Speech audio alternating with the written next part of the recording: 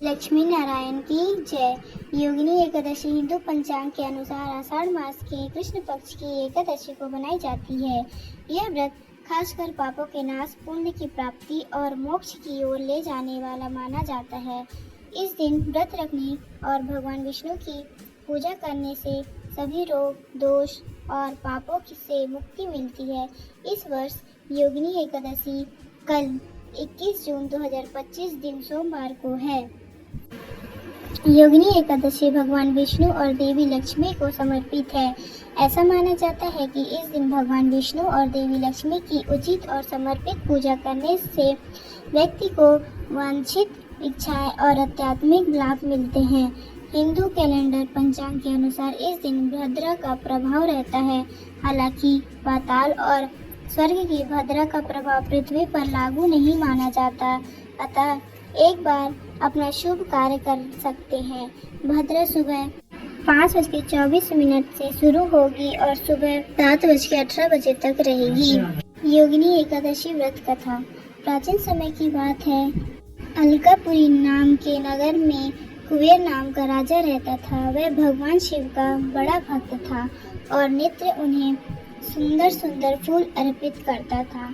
उसका एक माली था, हेममाली। हेममाली का काम था कि वह रोज मानसरोवर से फूल लाकर राजा को दे। एक दिन हेममाली की पत्नी विश्वलक्ष्मी से प्रेम के कारण वह फूल लाने में देर कर देता था। राजा को फूल नहीं मिलते और वह क्रोधित होकर हेममाली को श्राप दे देता है कि वह कोढ़ी में जाएगा और स्वर्ग से धरती पर गिर जाएगा।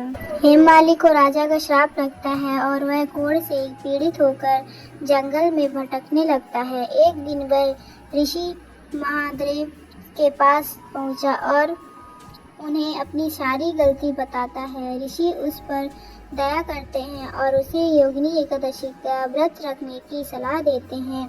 हेममाली श्रद्धा से व्रत रखता है। अगले दिन उसका कोढ़ दूर हो जाता है और वह फिर से सुंदर और स्वस्थ हो जाता है। इसके बाद उसे फिर से स्वर्ग की प्राप्ति होती है। जानिए महत्व। योगिनी एकादशी का हिंदू धर्म में गहरा धार्मिक महत्व है।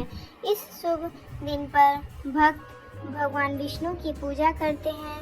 उनका मानना है कि व्रत रखने से पिछले पापों को धोने में मदद मिलती है और व्यक्ति को जन्म और मृत्यु के चक्र से मुक्ति मिलती है। कहा जाता है कि योगिनी एकादशी पर भगवान विष्णु की पूजा करने से सुख, धन और समृद्धि मिलती है। यह भी माना जाता है कि यह व्रत शरीर, मन और आत्मा को शुद्ध करता है। आध्यात्मिक मार्ग पर चलने वाले भक्तों को हर महीने एकादशी व्रत रखने के लिए प्रोत्साहित किया जाता है, क्योंकि ऐसा माना जाता है कि यह उन्हें भगवान विष्णु के दिव्य निवास वैकुंठ धाम तक ले जाता है। इस पवित्र अवसर पर लोग विभिन्न आध्यात्मिक और धार्मिक गतिविधियों में संलग्न होते हैं। योगिनी एकादशी का व्रत कोई भी व्यक्ति कर सकता है, चाहे वह किसी भी उम्र, जाति और पृष्ठभूमि का हो। यह विशेष रूप से उन लोगों के लिए है अनुशासित और जो शारीरिक या मानसिक बीमारियों से राहत चाहते हैं। जो लोग व्रत रखने में असमर्थ हैं, उनके लिए एकादशी के दिन पूरी श्रद्धा और उचित अनुष्ठान के साथ भगवान विष्णु की पूजा करना भी उतना ही लाभकारी माना जाता है। ऐसा माना जाता है कि योगिनी एकादशी की कथा सुनने से हजारों ब्राह्मणों के भोजन कराने के बराबर गहन आध्यात्मिक पुण्य मिलता है। बोले विष्णु भगवान की जय।